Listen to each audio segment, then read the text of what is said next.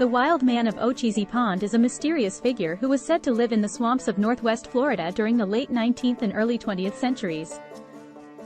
He was described as being a large, hairy man who sometimes walked on all fours. Let's take a look at how these reports measure up and look at the possibilities of this mystery. We will start by examining the swampy area where the wild man was encountered. This pond and accompanying swamp are near where the states of Georgia, Alabama and Florida meet along the Apalachicola River. As is the case with other cypress swamps along this border region, it's a dangerous and difficult to traverse area, although quite beautiful.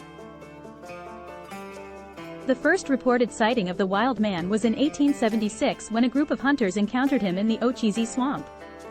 The hunters described him as being about 7 feet tall and covered in hair. They said that he was very strong and attacked them with a large stick. The hunters managed to escape, but they were badly injured. Other reports were made over the next few decades. He was often seen devouring raw meat from prey he had hunted. Other reports said that he ate wild berries and roots. There were several other reports of people being attacked by the wild man. Some sightings were accompanied by people hearing strange noises.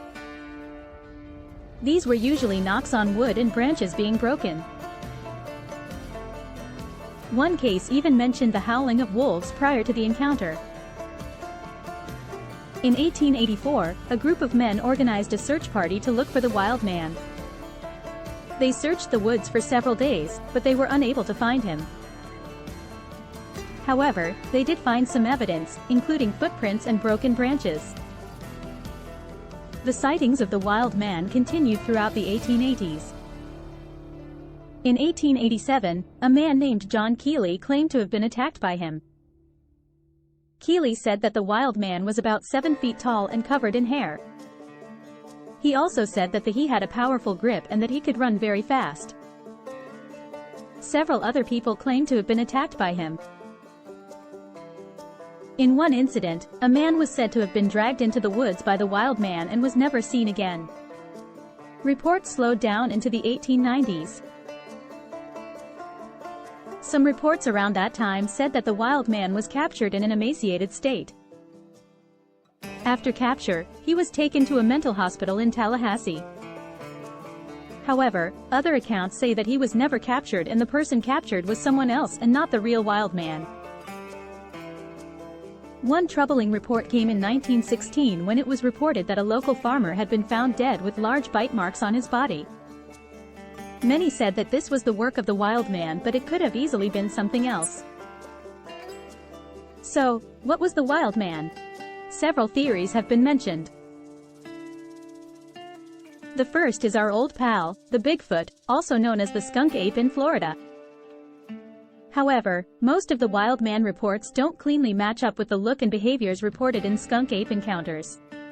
People tended to say that what they encountered was another human, although a really tall and strange one who was partially or entirely unclothed.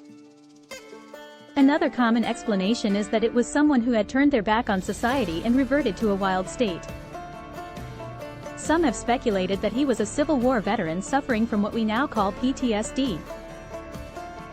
Others say that it could be someone who had some other tragedy in their life and decided to hide out in the swamp. A related theory is that the wild man was an escaped convict who made a home in the swamp. There were several prisons in the area and there were jailbreaks from time to time. Perhaps he escaped and decided the best course of action was to make a home in the swamp.